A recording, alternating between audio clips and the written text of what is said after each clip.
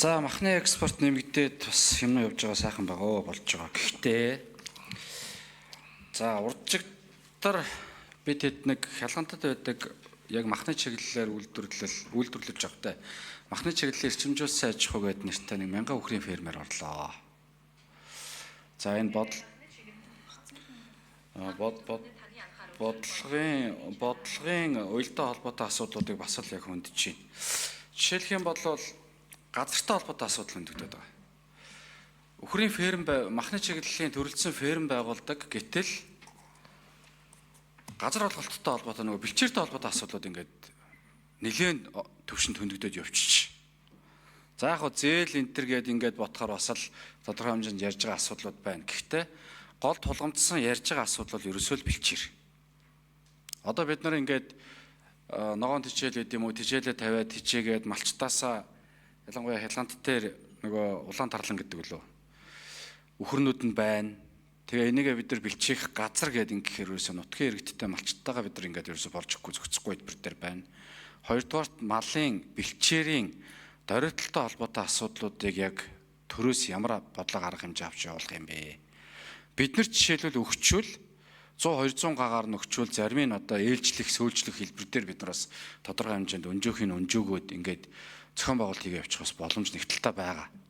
Гэхдээ олгож байгаа газар нь өөрөө хэмжээ бага байгаагаас улбаатайгаар нөгөө газараас сэлгэх боломж нь бид нар дээр алга байна.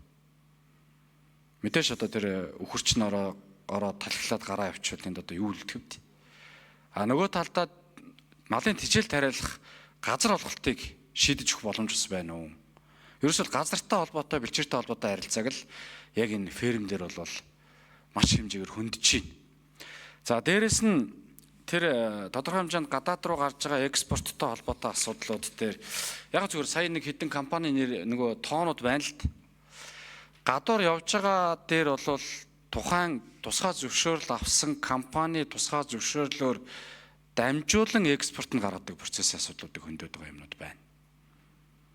За одоо тухайлах юм бол тэрэн дээр одоо юу гэдэг өөрсдөө тусгай зөвшөөрлөө авч чадаагүй. Гэхдээ тусгай зөвшөөрлөлтөй компани тусгай зөвшөөрлийг ашиглаж нөгөө тусгай зөвшөөрөл авсан компани нь тодорхой мөнгөнд дүн санал болгож тэр мөнгөнд дүнгээр нь тухайн махыг нь одоо авч өмнөөс нь экспорт нь гаргадаг ийм процессын асуудлууд бас байгаад байна. Энийг бас яриад байна.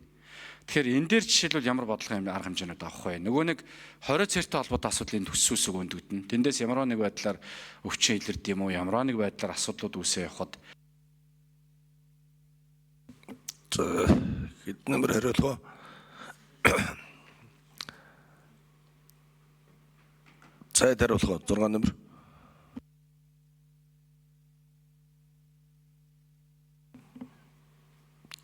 Сайд. Таны хэлээд байгаа үнэхээр энэ тогтолцооны буруу байдал яг ингээд жижиг сажиг бүх юм дээр л илрээд байгаа. Орон нутагт газар олголт, бэлчээрийн асуудал бүхэл орон нутгийн өөрөө өдөр тусны байгууллагын бүрэн эрхийн асуудал. Тэдний бодлогын зохицуултууд болж байна. Ядангуяа хөдөө аж ахуйн салбарын хөгжлийн бодлого аймгийн асуудал болчиход байгаад байгаа. За бид бол ерөнхий бодлогыг гаргаад санхүү их усрын гаргаад юм хий бүтээ гэсэн аж ахуй нэгжүүдэд аль болох л одоо хямд их уср олж өгөх төлөө явж байгаа. Энэ ажлаа л хийж байгаа. Тэр маань одоо энэ дөрвөн том бодлого болоод явж байгаа нь. Гол зах зээл дээр нь аль болох хүн сурталгүй хурдан шуурхай экспорт их болцоог бүрдүүлээд хийж байгаа. Энэ дээр олон агц гарсан. Үнэхээр 20,000 тонноос 100,000 тонн хүрсэн 300 сая доллар экспорт гэж тийм амар бүтэж байгаа зүйл биш шүү дээ. Маш их хөдөлмөр хийж харж байна. Тэр бусдын махыг аваа дамжуулаа гаргадаг тийм зүйл тэр үлгэр дууссан одоо бол. Худалдан авахч хариуцлагатай болсон, гаргаж байгаа хариуцлагатай болсон. Бид хатуу шахаж байгаа. Тэр чинь нөгөө аюулгүй байл гарал үүсэл чанар гэдэг энэ чинь их том асуудал үүснэ. Ямар нэгэн квот буюу хязгаарлалтгүйгээр чи бэлдэж чадаад, баталгаажуулж чадаа, гэрээг хийж чадж байгаа тэр үйлдвэрүүд бүх махаа гаргаж байгаа. Ямар цаадаг гарч байгаа. Цааш тийм байх болно. Тэгэхээр тэр бэлчээр газар олгох энэ ямар бодлого вэ гэдэг дээр ер нь Монгол улсын 20,050 хүртэл хөтөлбөрийн улсын хурлын батсан бодлого дээр бид үхэр сүргөө өсгөн тэмээгүй өсгөх нь бусад 3 нэр төрөл зүйлийнхаа малыг тоог бууруулна гэсэн зорилготой байна. Бэлчээр нэг 20 саяар багаар ботход зарим тоон дээр 30 сая гэж байгаа. Толгой малгаар дааз хэтэрсэн. Малын тоо нэмсэнтэй холбоотойгоор бэлчээр хүчтэй дороотж байгаа. Мал бэлчээрээс авах шимт хичээл авч чадахгүй, тарга твээр гүйцэхгүй байгаа. За энэ манаар өвөл цаг зуурын бэрхшээлийг давах чадахыг сулруулж байна. Олон саяараа өргөдөж байгаа. За энийг хийх одоо шийдэхийн тулд махны экспорт. Махыг үнэтэй зах зээлд экспортлж яж илүү үр ашигтай цөөн тооны ашиг шимт мал руугаа улсуудын хандлага бас төвлөрж байна. Тэгэхгүй бол энэ малын олон тоон тулгуурласан энэ урамшууллын сайн малчны гэдэг олон бодлогоодыг одоо бүгдийг ирж харж байгаа. Энэ болцоо шаардлагууд бүгд өөр болох байх. Тэгэхээр орон нутагт үнэхээр тэр бүтцийг зэгслээд нэг энэ яамны мэдлэлт нэг гаргаад өгөх хэрэгтэй байна. Энэ бол яг л байнгын хорооны ажил шүү дээ. Байнгын хороо энэ бодлогын асуудлуудыг л засаад залруулад өгөөч гэж хүсэж байна. Яам бол ийм асуудал үүсэт байна. Шийдэж өгөөч гэгээд асуудал тавиад байгаа. Бүтцийн хувьд, удирдлага зохион байгуулалтын хувьд, хууль эрх зүйн хувьд гээд нэг бидний ганц одоо гарын дороога том боломж чинь энэ хөдөө аж ахуйн хөнгөн үйлдвэрийн салбар байна шүү дээ. Тэгээ энийг нэг хамтраад нэг урагшлуулчих юм болцоо байна. Гишүүд маань өөрсдөө бас их санаачлалтай байгаа чи. Бид одоо тэр дутуу мэдээлэлүүдээр гаргаж байгаа юм дээр анхаарад мэдээлэлээр хангах, аль болох бүх мэдээллийг ил тодуулгах, хурдан шуурхай байх гэдэг хэрээрээ л хичээж байна. Тэгээд алдаа дутагдлуугаа бол тэгээд тэрийгэ засаад явъя. За тэр гişэн тодруулъя.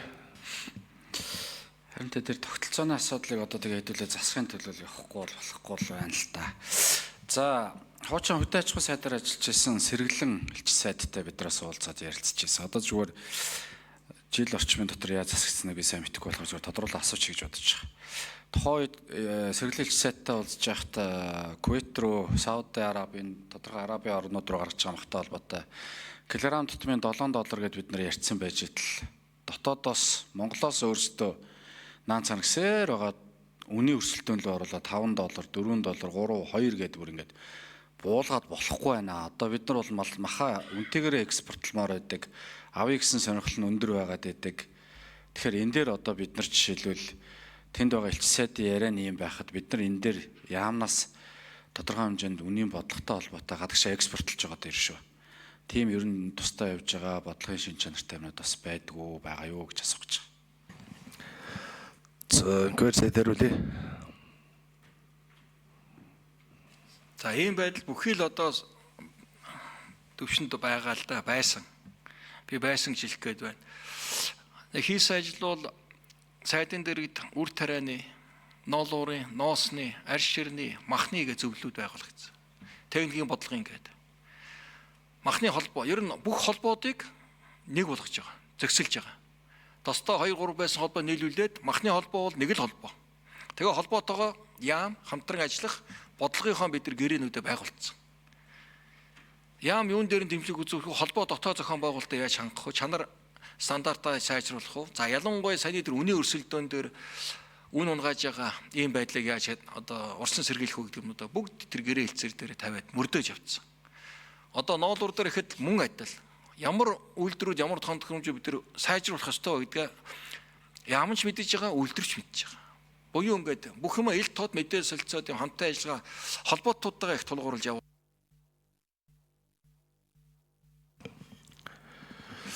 За бачаарлал шүү насуулт асууя.